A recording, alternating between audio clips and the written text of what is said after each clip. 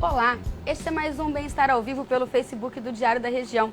Eu sou Juliana Ribeiro, repórter da revista Bem-Estar, e aqui comigo está a Gisele Bortoleto, também repórter da revista. Hoje, os nossos convidados são o dermatologista João Roberto Antônio, a pneumologista Mariana Bilac Pinotti Lobregatti e o urologista Rui Nogueira Barbosa, que falarão sobre 3 tipos de câncer: pele, pulmão e próstata. Queria agradecer primeiro a presença de vocês aqui conosco. E nós vamos começar o programa de hoje falando sobre um suposto fantasma, Dr. Rui, que assombra o exame para diagnosticar o câncer de próstata. Muitos homens, ainda em pleno século XXI, têm esse receio. Existe mesmo um suposto fantasma, as brincadeiras ainda em volta do exame? O que o senhor pode me falar sobre isso? Juliana, inicialmente agradeço a oportunidade de estar aqui com o Diário e com o Bem-Estar conversando sobre próstata, né, que é um tema importante, o Novembro Azul que se foi. O câncer de próstata, ele não... Graças a Deus, hoje ele não assombra tanto como assombrava antigamente em relação ao medo do homem de ir ao urologista para se prevenir. Por quê? Porque todo homem que vai ao urologista na prevenção do câncer de próstata, ele tem um conhecido com câncer de próstata. Ele tem um parente, ele tem um vizinho, tem um amigo, ou a esposa, a mulher dele tem alguém com câncer de próstata e leva o paciente até o urologista. Mas infelizmente ainda existem aqueles homens que têm o seu receio, têm um medo de perder a sua masculinidade. Existe esse mito, né, que o exame pode fazer com que ele perca a masculinidade dele. Isso é besteira, né? A gente sabe disso, que não existe isso. E a prevenção é muito importante, porque é muito importante ele ir ao urologista, fazer o seu toque retal, colher o seu PSA, no intuito de prevenir o câncer de próstata. E doutor, as mulheres normalmente já acabam indo anualmente ao ginecologista. É o mesmo processo para o homem? A partir de que idade ele deve procurar um urologista e fazer os exames? A gente, normalmente, é muito frequente o homem ir com a sua companheira, com a sua esposa à consulta, e a gente já fala isso. A mulher, ela tem a vida toda dela, ela já é catequizada a ir ao ginecologista. Ela tem no começo da vida o câncer de colo de útero para prevenir, no meio da vida o câncer de mama e no final da vida o câncer de endométrio de corpo de útero. O homem, a Sociedade Brasileira de Urologia preconiza em relação à prevenção do câncer de próstata, aumentou essa idade hoje a partir dos 45 anos, para aquele homem que tem antecedente familiar de câncer de próstata. Tem irmão, tem tios, tem pai com câncer de próstata. Ou que ele seja da raça negra, em que aumenta a incidência. Então esses homens a partir dos 45 anos. Os outros homens que não têm antecedente familiar ou não seja da raça negra a partir dos 50 anos de idade. Entendi. Obrigada, doutor. Doutora Mariana, alguns dados já apontam que o câncer de pulmão representa a principal causa de morte por câncer em todo o mundo. Hoje em dia é cerca de 1.400.000 mortes por ano. Você poderia falar um pouquinho por que esses números tão altos? O que está faltando para a população ter consciência? Boa tarde.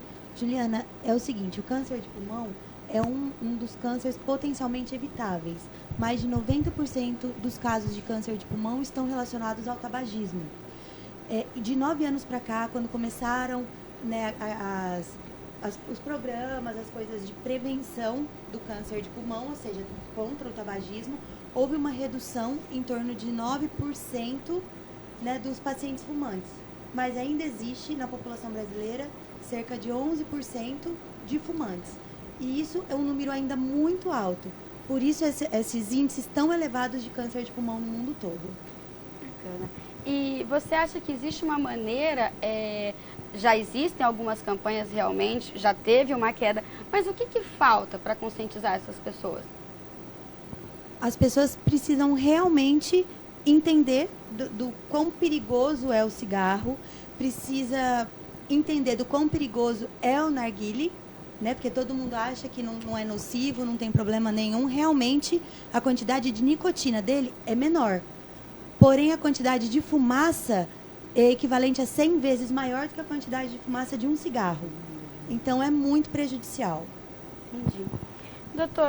Doutor João, queria que o senhor me falasse um pouquinho assim como o câncer de pulmão, que tem um índice muito alto, o câncer de pele, ele corresponde hoje a 25% do diagnóstico de câncer no Brasil, né? E Rio Preto, que é uma cidade quente, doutor, o senhor pode me dizer o quê? As pessoas, elas já se preocupam na nossa cidade, na região, em se prevenir, em saber quais são as maneiras corretas de estar se expondo ao sol? Já existe essa consciência da população ou ainda não? As pessoas acreditam assim, não vou passar protetor solar para quê? Não quero, né? Só na praia. Protetor solar é praia, no dia a dia não precisa. Ainda tem isso ou não? Mudou muito? Bom, em primeiro lugar, é um grande prazer estar aqui no Bem-Estar do Diário da Região e ser entrevistado por vocês todos. A pergunta sua é muito importante, porque, veja, está havendo sim a conscientização. O câncer de pele tem uma característica diferente, talvez, do câncer de pulmão e câncer de próstata, vamos supor. Porque o câncer de pele é visto facilmente. Dessa maneira, o diagnóstico dele torna-se mais fácil se a pessoa realmente procurar. Sobre a conscientização, eu digo o seguinte, nós fazemos a campanha de prevenção de câncer de pele, que fizemos inclusive na última semana de novembro, há 12 anos. E nós temos observado aqui em São José do Rio Preto, que eu sou coordenador regional disso aí, pela Sociedade Brasileira de Dermatologia, que está havendo essa conscientização realmente. Porque no passado, vamos supor, num sábado, pela manhã e à tarde, nós atendíamos cerca de 1.200 pessoas que nos procuravam espontaneamente. Esse ano nós atendemos 441. Por quê? Porque muitas já trataram, ou muitas já procuraram, talvez, uma maneira de detectar alguma lesão relacionada com o câncer de pele. Bom, 25% da incidência é muito grande. Porque, claro, o câncer de pele ele é facilmente visível e também ele pode ser diagnosticado. E isso que nós estamos tentando sempre fazer no que se refere à conscientização. São José do Rio Preto corresponde a uma das áreas, regiões do Brasil, de maior incidência de câncer de pele. Isso se explica facilmente. Como todo o Brasil, nós temos uma solaridade que vai de janeiro a janeiro. E um tipo de imigração aqui na região de São José do Rio Preto, predominantemente, essa foi um levantamento que eu fiz há uns anos atrás, ao publicar a incidência do câncer de pele na região de São José do Rio Preto, e eu fiz com o IBGE um levantamento, a maior imigração nossa é a italiana. Depois é a sírio-libanesa e depois vem os ibéricos. Mas os italianos, habitualmente, quando eles chegaram aqui como imigrantes, eles foram para a zona rural. Eles foram plantar café, eles foram desmatar, eles foram fazer tudo isso, enquanto os sírio-libaneses foram para o comércio, e também os portugueses, os espanhóis, etc. Então, esse tipo de imigração, pele clara, olhos claros, cabelos claros, sob uma incidência de sol sem proteção no dia a dia, faz com que haja um efeito cumulativo desse sol. Então, a pessoa que na infância e na adolescência, ela se submeteu às radiações solares durante esse tempo todo, mesmo que depois ela não tome mais sol, pelo efeito cumulativo que tem os raios ultravioletas sobre a pele, na quarta ou quinta década de vida, começaram a aparecer aquelas manchas acastanhadas nas áreas expostas, que são lesões pré-cancerosas de pele e que posteriormente irão se transformar em câncer de pele. Então essa é uma das razões da alta incidência do câncer de pele. Agora, nós estamos falando do chamado câncer não melanoma, porque existe na classificação dois tipos de câncer. O câncer não melanoma, que é o basocelular, que é o mais comum e que tem uma malignidade puramente local. Muitos já viram alguém que fica com metade da orelha, perde metade da orelha, perde uma parte do nariz, pela malignização local que ele tem. Mas ele não dá metástase, mas ele é cerca de 80% dos cânceres. Agora, o espino celular, que também é não melanoma, ele atinge a mucosa, o que o baso não atinge, e atinge órgãos internos. São cerca de 15% mais ou menos. E quando nós falamos de melanoma maligno, aí nós não estamos falando tanto do sol, porque ele provém a partir daquelas pintas escuras, que se traumatizadas com frequência, poderão se tornar o melanoma maligno, que é o mais maligno de todos os cânceres que existem. Então, sob esse aspecto, está havendo uma certa conscientização, porém, ainda deixa muito a desejar. Entendi. Obrigada, doutor. E para você que está chegando agora, o nosso bate-papo de hoje, ao vivo pelo Facebook do Diário da Região, é sobre o câncer de pele, de próstata e de pulmão. Prevenção, diagnóstico e tratamento. Mande suas dúvidas para os nossos especialistas que estão aqui para te esclarecer com o maior prazer. Tem muita gente ao vivo com a gente. O João Amaral, a Fernanda de Nadai Jana, o Djalma Pirilo Júnior, a Miriam Teles, Paulo. Boa tarde para vocês. Eu gostaria que cada um de vocês dissesse para a gente se o diagnóstico precoce ainda é a melhor maneira de salvar vidas dentro da área de especialidade de cada um de vocês. Gisele, a gente pensando em câncer, a gente pensa numa doença que vai se alastrar, que vai invadir, que vai metastatizar, que vai para outros órgãos. Então, quanto mais precocemente a gente conseguir diagnosticar essa doença, propor um tratamento e, quem sabe, quando você a pega, no caso do câncer de próstata, numa fase localizada, curá-la.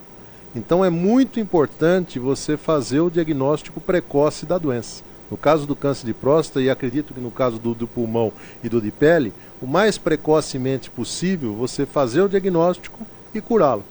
Então, infelizmente, hoje ainda a gente pega em torno de 20% dos doentes que chegam ao nosso consultório com câncer de próstata, já tem uma doença avançada. Isso está diminuindo cada vez mais por causa da conscientização da população, por causa dessas campanhas, né, que fazem um papel muito importante, mas diagnosticar precocemente é fundamental. Hoje, o câncer não é mais uma sentença de morte como já foi no passado. Infelizmente, ele às vezes é uma sentença de morte. Às vezes a gente tem pacientes...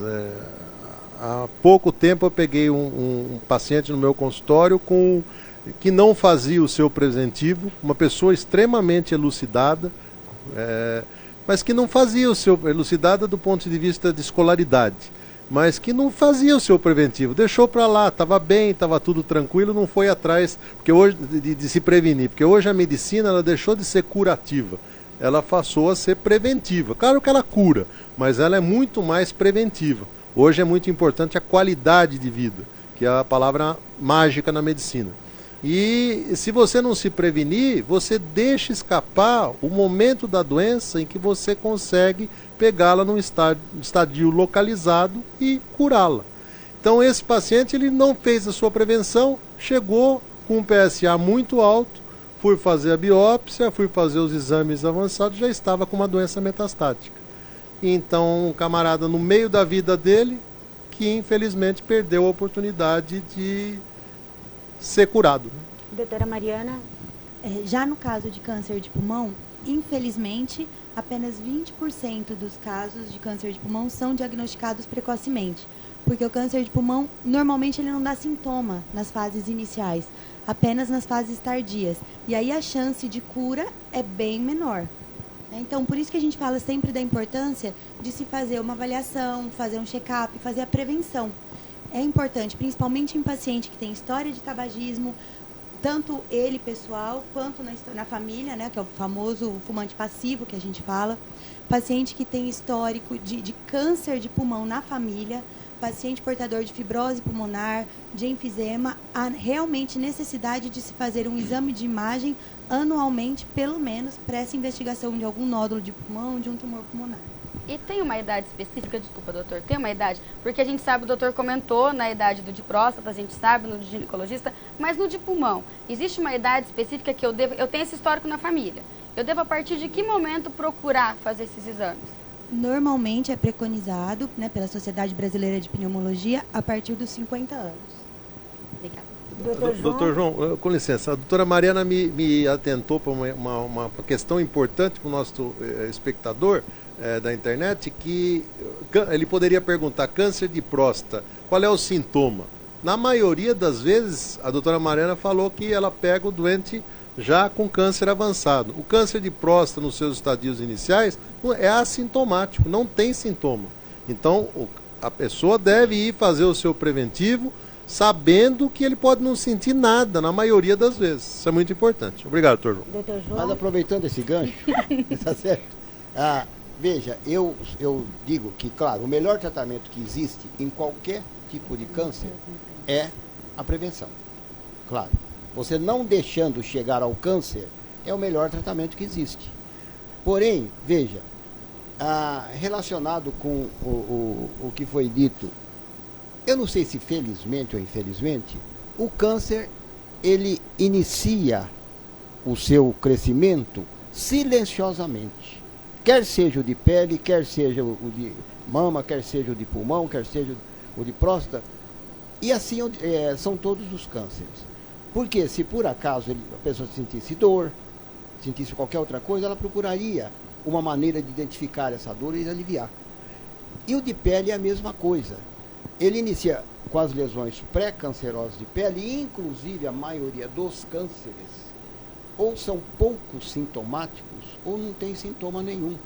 Simplesmente o paciente nota que quando ele toca nele, ou ele mexe ou faz qualquer coisa, sangra.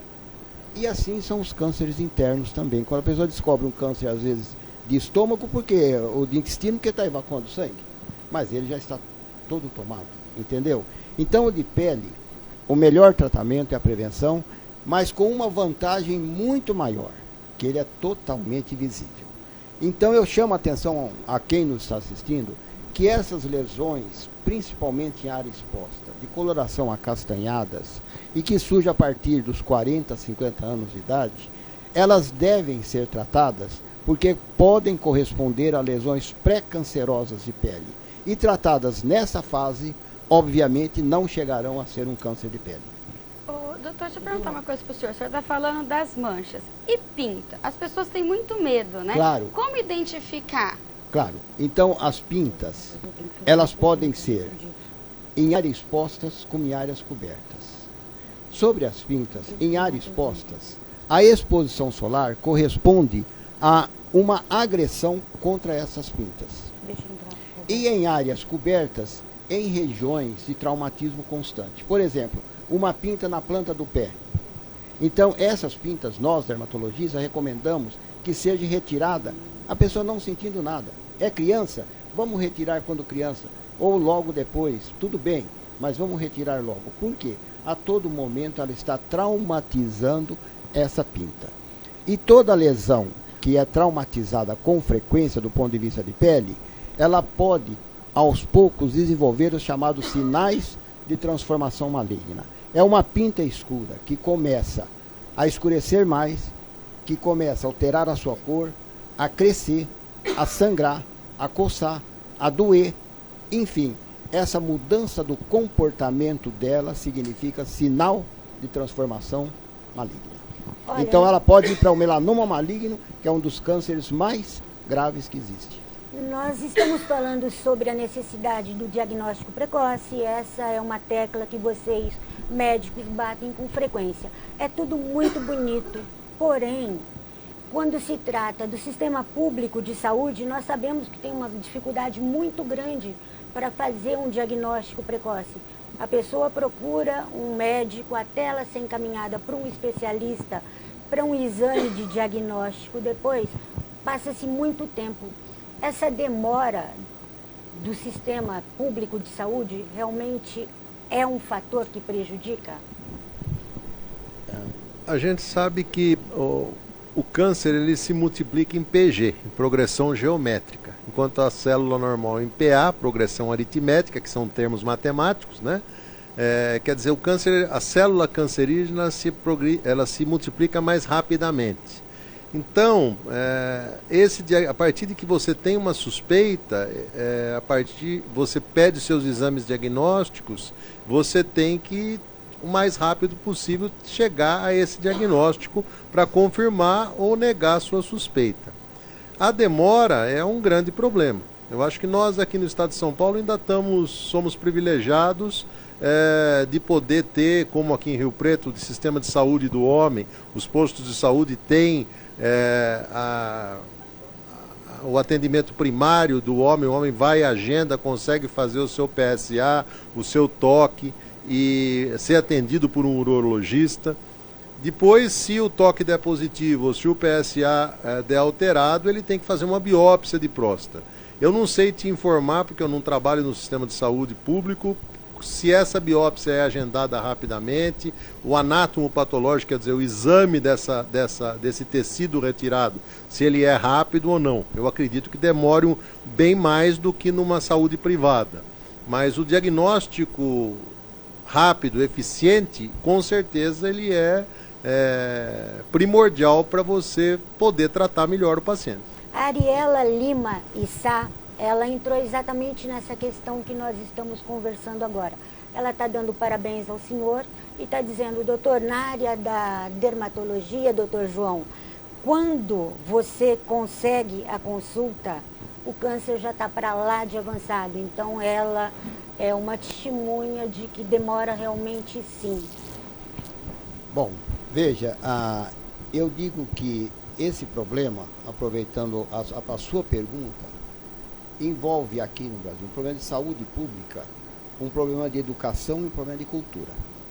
Porque, veja, eu presto assistência há 45 anos no hospital de base, no ambulatório de dermatologia, que atende gratuitamente os casos que são encaminhados para lá. E os casos que são encaminhados lá são pelo SUS.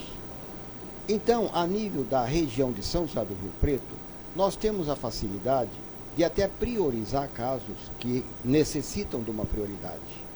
Entendeu? Então, o que nós fazemos normalmente ali? As campanhas, elas ajudam muito a conscientizar o povo, mas assim mesmo tem pessoas que, apesar de terem lesões suspeitas, quando nós fazemos as campanhas públicas lá na praça, e essas pessoas entram na fila e nós vemos, nós perguntamos para ela, quanto tempo você tem isso? Eu tenho há 5, 10 anos. E por que você não procurou antes? Não, é que agora que eu pude vir até aqui, não sei o quê. Então, veja, é uma questão de educação. Quando você fala, por exemplo, em países da Europa ou países dos Estados Unidos, que têm uma educação mais, digamos, mais avançada, então as pessoas realmente não deixam chegar numa situação que nós temos no momento e que foi apontado aqui, inclusive, por quem nos está assistindo.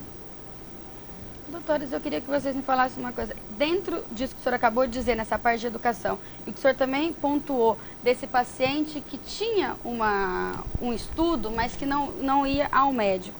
Essas campanhas estão sendo abordadas da maneira errada? Falta mexer em alguma coisa para atingir esse público? Não, veja bem, nós estamos agora, pela Sociedade Brasileira de Dermatologia, em pleno Dezembro Laranja. Uhum.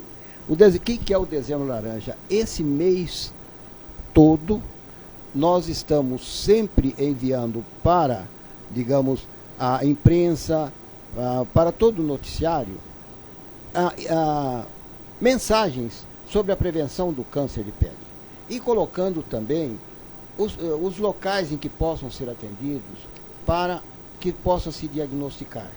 Entendeu? Então, veja, nós estamos fazendo todo esse esforço pela Sociedade Brasileira de Dermatologia, porque, obviamente, ainda no nosso país, é muito alto comparado com outros países a incidência do câncer de pele. E falando aqui de São José do Rio Preto, eu até brinco um pouco, que Rio Preto só tem 3 estações. A rodoviária, a ferroviária e o verão. Tá certo? E com essa imigração olha aqui, ó, todos aqui, a maioria, tudo de pele clara, tá vendo? E olhos claros, claro. E nós tivemos no passado o culto ao bronzeamento. Quer dizer, o bronzeamento, depois que houve aquela febre de que era mais bonitinho, etc., ficar bronzeado, Então as pessoas realmente entraram nesse puro bronzeamento. São José do Rio Preto não tem praia, mas tem piscina e beira de rio. Tá certo? Então, nesse caso, os lazeres nossos são feitos nesses locais sem proteção solar. Porque a imensa maioria das pessoas, elas não gostam de usar o protetor solar, e depois eu posso até explicar alguma coisa sobre isso. Quando também não é praia ou piscina, não é piscina ou beira de rio, eles vão à praia. E na praia a solaridade é muito maior. Por que a solaridade na praia é maior?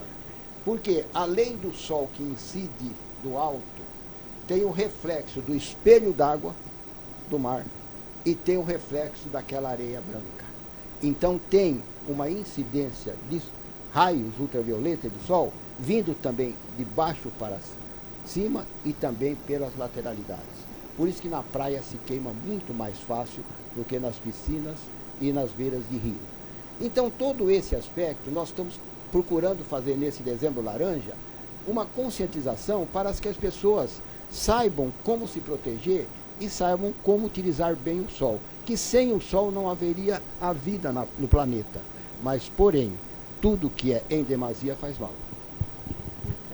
A Sociedade Brasileira de Urologia ela lançou há quase 15 anos atrás essa campanha Novembro Azul, e Sócrates já participou, Cristiane Torlone, vários jogadores de futebol. É muito importante a mídia participar e tentar conscientizar a população da incidência desses tumores que vitimam o homem, vitimam a mulher. A gente viu nas campanhas aí o Setembro Amarelo, que é o suicídio, o Outubro Rosa, que é o câncer de mama, o Novembro Azul, que é o câncer de próstata, né? Dezembro Laranja, que é o de pele. Aqui, coincidentemente, vocês foram muito felizes, porque o homem, o tumor que mais pega o homem, mais incidente é o de pele, está ali não melanoma. O tumor mais, neoplasia sólida mais frequente é o de próstata, e o tumor que mais mata o homem é o câncer de pulmão. Tá? Uma outra sugestão para um próximo programa, um tumor que está crescendo muito, tanto no homem quanto na mulher, é o colo retal. A gente está vendo vários pacientes, amigos com incidência de câncer coloretal. Como o doutor João falou, pega um sangramento, descobre por um sangramento, vai fazer uma colonoscopia e está com tumor. Então, é muito importante essa conscientização da população, seja no nosso dia a dia do consultório, falando um paciente leva outro, leva a família, seja a mídia participando com campanhas ou com entrevistas como essa, conscientizando a população. E uma coisa interessante falar, a gente percebe inclusive no dia a dia do consultório, às vezes pacientes jovens com 25, 30 anos já chegam e pedem exames, eles querem fazer uma avaliação pulmonar, um check-up, isso é muito importante. Legal. Olha, pode falar, doutor, fica à vontade. Só pegando esse gancho. No dia a dia do consultório, quer seja no hospital de base, quer seja na clínica privada, todos os dias nós operamos câncer de pele. Só para vocês terem ideia, no hospital de base, que nós atendemos em dermatologia cerca de 100 a 150 pacientes por dia, pelo menos 25 casos são agendados, tá certo? Ou com suspeita, ou com pré-cancerosa de pele, ou com câncer de pele. Então vocês veem que realmente a quantidade é muito grande que existe. Então nesse caso é muito importante, depois nós enfatizarmos, quando chegar a minha vez, como que se faz a verdadeira proteção solar eficaz, tá certo? É isso que eu pedi para vocês três agora, assim, para quem quer se prevenir. Tô vendo o programa, tô pensando, então, a partir de hoje eu já vou começar, vou fazer minha consulta, vou agendar. Mas quais são atitudes no dia a dia que a gente pode ter para se prevenir de cada um desses cânceres? Existe isso? Claro, câncer de pele. A prevenção começa na infância. Claro, porque o sol tem efeito cumulativo. De que maneira? Pelo ultravioleta. Porque, veja uma coisa, o sol ele tem várias radiações. Tem a radiação luminosa, que é essa que nós estamos vendo aí, que está dando a luz aqui ao nosso ambiente. A radiação ultravioleta, de ondas longas, médias e curtas. UVA, UVB e UVC. O UVC não atravessa a barreira de ozônio. Os raios infravermelhos e as radiações ionizantes que coordenam, digamos, essa nossa internet. Bom, quando tem um dia nublado, só não passa radiação luminosa, o dia fica escuro. Mas as outras radiações, o calor passa, que é o infravermelho, e o ultravioleta. Então, desde a infância, é importante que se faça a devida proteção, principalmente em pessoas claras, de olhos claros, etc., para que não haja, digamos, na infância e na adolescência e na vida adulta jovem, aquele efeito cumulativo que vai refletir lá pelos 40, 50 anos de idade, mesmo que a pessoa depois se tranque num quarto escuro debaixo de uma mesa e não tome mais sol. Por quê? Aquele efeito cumulativo, ele vai existir. Entendeu? Então, eu sempre digo que deve-se fazer a proteção solar. E o que é proteção solar? A pessoa não pode, claro, evitar o sol. O sol, ele é fonte de vitamina D, é fonte de calcificação, ele é fonte de tanta coisa no corpo humano, mas a pessoa tem que tomar com moderação. De que maneira que ela se expõe ao sol? Claro, no nosso ambiente, até as 10 horas da manhã ou depois das 4 horas da tarde. E nesse período, nós não falamos em protetor solar somente. Porque o protetor solar, ele às vezes é um pouco inacessível pelo preço. Ainda não é considerado, não é considerado um medicamento. Então, com isso, o imposto em cima dele é alto, com isso também ele custa caro. Para que nós utilizemos protetor solar com eficácia, devemos fazer a proteção solar usando, se vai ao sol, um chapéu, um boné ou uma sombrinha, no caso da mulher, usando uma camiseta de manga comprida, se for ao sol, tá certo? Para fazer a chamada proteção física. Com isso, nós diminuímos a área exposta e diminuímos a necessidade de passar muito protetor solar. Passamos menos protetor solar. Mas ao passar protetor solar, tem que ser utilizado com eficácia. De que maneira? Começo do dia, ou vai expor ao sol, por favor, meia hora antes, passe o protetor solar para ele se incorporar à pele e dessa maneira proteger com muito mais eficácia. O protetor solar ele tem uma curva de Gauss. Com 2 horas, ele atinge o pico de proteção, a partir daí ele começa a diminuir. Em 3 a 4 horas já tem que ser repassado. Se a pessoa mergulhar, mesmo aqueles waterproof, quer dizer que são a prova d'água, eles devem enxugar a pele e repassar novamente. Então, quanto mais nós limitarmos a área exposta, mais nós vamos aproveitar o protetor solar, sendo aplicado uniformemente na pele, com calma, com movimentos circulares que possam espalhar ele por completo, não precisa ser muito, porque se passar isso, penetra isso, então pode passar somente isso, entendeu? Que ele passa menos. Nesse caso, a pessoa aproveita mais e faz o que nós chamamos de proteção solar.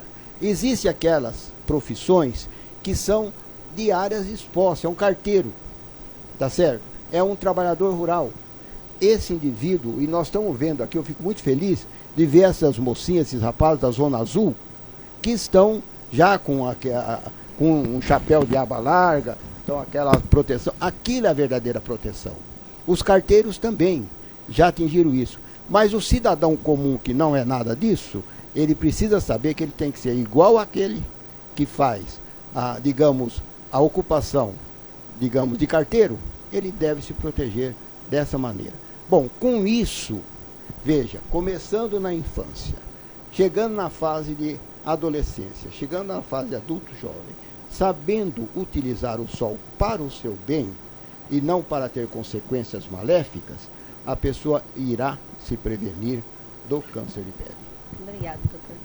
Uma coisa que a gente vê no dia a dia e que parece que vai ficando mais difícil viver é que as exigências para uma vida saudável, para uma qualidade de vida boa, que não vão repercutir numa doença no futuro da pessoa, são várias regrinhas básicas que a gente tem que seguir, que muitas delas tornam a vida às vezes um pouco difícil. Então, atividade física regular, né? Você praticar um esporte, não precisa ser um rato de academia, mas você precisa fazer sua caminhada, você precisa ter uma dieta saudável, quer dizer, comer mais frutas, comer legumes, não comer tanta carne de origem animal com tanta gordura, você precisa procurar dormir bem, pelo menos falam em torno de 6 a 8 horas por dia. Você tem que tentar diminuir, como é que a gente vai conseguir isso? É uma boa pergunta, mas tem que diminuir o estresse na sua vida. Então são todas coisas no dia a dia.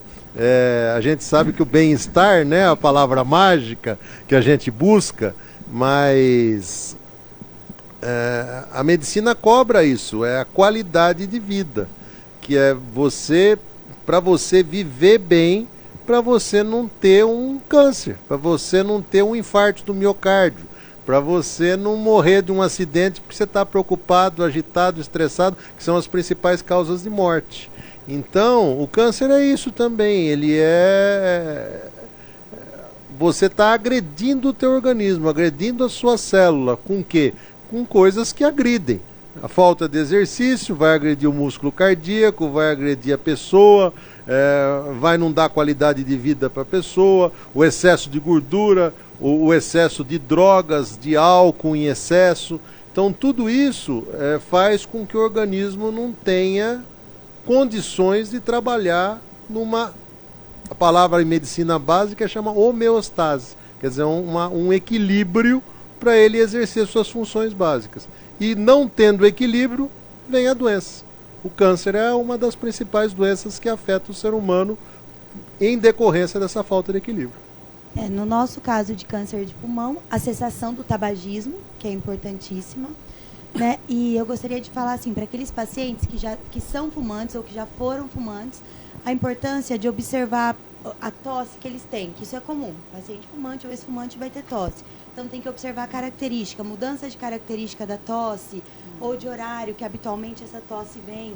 Isso é importante e para a gente é um sinal de alerta. Né? Para nós pneumologistas, isso é um sinal de alerta. Então, se observar e manter um hábito de vida saudável. Obrigada. E para você que está chegando agora, nós estamos mais uma vez ao vivo pelo Facebook do Diário da Região com o programa Bem-Estar. Participe com os nossos especialistas, mande suas perguntas, suas dúvidas. O assunto de hoje é o câncer de pulmão, de pele e o de próstata. Muitos internautas aqui participando com a gente. A Fernanda Prudenciano, ela está pedindo inclusive para o pessoal da família dela, para a Renata e para o Bruno participarem. Vamos lá, Renata, vamos lá, Bruno, interajam com a gente como a Fernanda está fazendo. Nós temos aqui uma pergunta da Ivone Fernandes Garcia, mas é uma pergunta muito específica, Ivone. Eu quero pedir desculpas. Ela traz um diagnóstico muito grande de um exame, é um exame específico sobre o melanoma maligno. Nós vamos passar posteriormente para a assessoria do Dr. João Roberto Antônio. Ele tendo disponibilidade, eu tenho certeza que ele vai atender com prazer a sua solicitação. Muito obrigada por estar aqui com a gente. Me coloco à disposição, viu? Ele se coloca à disposição. Doutor Rui, a minha pergunta é para o senhor. O câncer de próstata é sinônimo hoje de uma disfunção erétil? Os homens morrem de medo de câncer de próstata exatamente por isso? Não, normalmente ter câncer de próstata não é sinônimo de disfunção erétil. Antigamente as pessoas falavam em impotência sexual. Hoje o termo correto é esse que você falou, disfunção erétil. Mas, infelizmente, o tratamento do câncer de próstata, seja ele localizado, seja localmente avançado, quando ele sai da cápsula prostática, ou seja ele metastático, quando ele já manda células do tumor para outros órgãos, ele pode e frequentemente repercute na função sexual do paciente. Então, existe, de acordo com o tratamento e com a localização do tumor, uma chance de disfunção erétil para esse paciente. Isso tem que ser conversado com o paciente caso a caso e também existe tratamento para isso de acordo com os casos. E é uma coisa um pouco machista, olha, eu vou perder a minha virilidade. Nós estamos falando em saúde. É uma coisa muito séria, não é? O que a gente sempre orienta o paciente no consultório é que ele não pode pensar em perder a sexualidade dele antes dele saber se ele tem um tumor ou não. Primeiro ele tem que ir lá, examinar, fazer o seu preventivo. A chance dele ter um tumor é relativamente pequena, entendeu? E ele tem que ir fazer o seu preventivo. Se por um acaso, no preventivo, tiver uma alteração no exame, ele tem que fazer uma biópsia de próstata. E aí, se essa biópsia vier positiva e se confirmar um câncer de próstata, aí a gente tem que estadiar para ver onde está esse tumor, se ele está localizado, se ele está localmente avançado ou se ele está metastático, para aí se propor o tratamento. Em decorrência desse tratamento, pode-se evoluir para uma disfunção erétil. E aí a gente vai conversar. Não adianta a gente querer colocar o ovo antes da galinha, porque não é por aí, né? Doutora Mariana, no começo a senhora acabou citando sobre o narguilé. Para quem está chegando agora e não acompanhou, você pode reforçar, ele não é inofensivo como as pessoas imaginam? De maneira nenhuma. Ele é prejudicial. A quantidade de nicotina dele realmente é menor do que a quantidade de nicotina encontrada no cigarro. Porém, a fumaça dele é 100 vezes mais potente que a fumaça do cigarro. Então, numa sessão de narguilé, mais ou menos, que dura de 20 minutos a 1 hora, é equivalente a se você tivesse fumado 100 cigarros, pela quantidade de fumaça inalada. Então, é prejudicial, sim. Obrigada, doutora. Doutor João, o senhor estava dizendo assim que as pessoas, às vezes, desde a infância, têm que se prevenir, porque o sol é algo que a gente vai acumulando, quando vai chegando lá na vida adulta, vê as consequências. E as pessoas que se submeteram aos tratamentos de bronzeamento artificial? Essas pessoas também podem vir para um grupo de risco e isso demorar a aparecer? Como é que funciona? Por mais que hoje a gente sabe que não exista mais, que já é proibido, mas essas pessoas entraram num grupo de risco? Pergunta muito importante. É proibido pela Anvisa, aqui no Brasil, mas existe. Claro, existem muitas cabines clandestinas por aí, e realmente eu sei mesmo porque clientes às vezes chegam para mim e confessam, olha, eu fiz o bronzeamento artificial, principalmente antes de ir para a praia, e assim sucessivamente. O mesmo potencial maligno que existe da exposição solar, existe com a câmara de bronzeamento. Por quê? Porque, na realidade, a câmara de bronzeamento ela emite os raios ultravioleta de ondas A, que são ondas longas, e ondas B, que são a parte do Sol, a radiação solar, que realmente interfere digamos, na estrutura da pele. Porque vai se acumulando, vai alterando as fibras elásticas, vai alterando as fibras colágenas. Tanto é que é muito fácil você ver isso, somente saindo um pouquinho, as pessoas de idade que tomaram muito sol, digamos, em zona rural, quando criança, quando jovem, etc., ficam com a pele muito fina, tipo papel de seda. E você, então, estende essa pele e quando você solta, ela não volta rapidamente. Ela fica, assim, bastante inelástica. Isso é uma alteração provocada pelos raios ultravioletas, principalmente, não é pelo calor, que é o infravermelho, é o ultravioleta. Então, as câmaras de bronzeamento, elas, para estimular o melanócito, que é exatamente que produz o elemento que dá cor à pele, ele tem que ser à base de ultravioleta, que é o mesmo fator do sol. E nas câmaras de bronzeamento, como a intenção é o bronzeamento, tem que chegar até lá. E para chegar até lá, a quantidade de radiação é relativamente alta. E as pessoas que repetem isso com frequência, no passado, tinha pessoas que compravam câmaras de bronzeamento e tinha lá no apartamento delas, na casa delas, etc., uma sala só para bronzeamento. E fazia ali, não dói, não coça, não arde, não faz nada. Mas essas pessoas depois provou-se que elas desenvolveram câncer de pele. Então, relacionado com as câmaras de bronzeamento, é proibido. Qual é, então, a alternativa hoje? Existe alguma coisa a mais para isso? Hoje existem tipos de produtos, cremes, de pigmentação da pele, que está provado, está à venda aí à vontade, que eles não têm, pelo menos não provocam câncer de pele e não provocam reações nenhuma, a não ser que a pessoa tenha uma alergia aos componentes disso.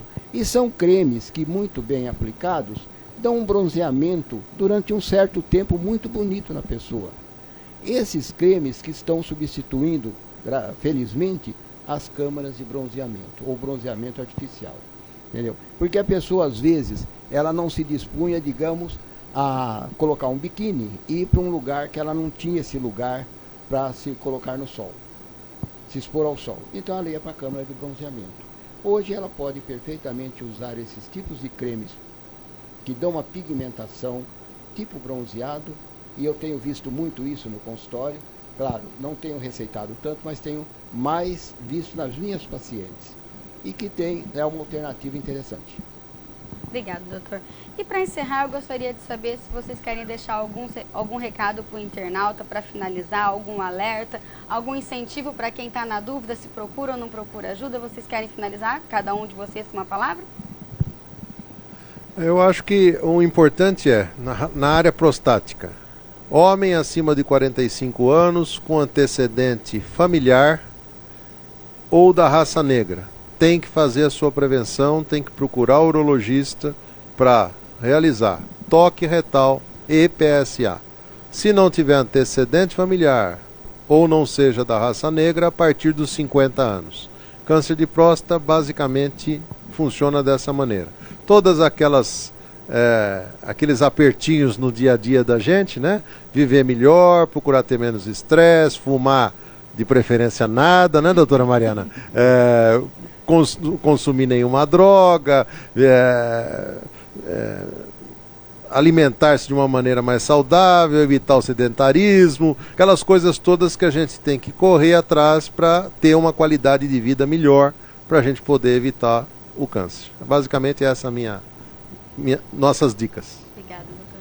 Mais especificamente para câncer de pulmão, em primeiro lugar, parar o cigarro, existe ajuda, existe tratamento para isso. Observar mudanças no seu corpo, as ínguas que a gente fala, que são os linfonodos, observar emagrecimento, tosse com sangue, ou mesmo aqueles pacientes que têm história de câncer de pulmão na família ou história de tabagismo, fazer aquelas avaliações anuais que a gente comentou. Obrigada, doutor. Posso filosofar um pouco? Claro, fica à vontade, doutor. A medicina tem 3 funções. Curar às vezes, porque se curasse tudo, não haveria a morte.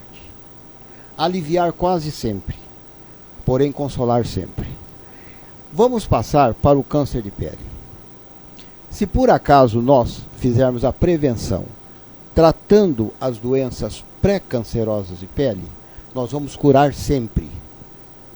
Porque não deixando que aquela lesão se transforme em câncer, nós iremos curar.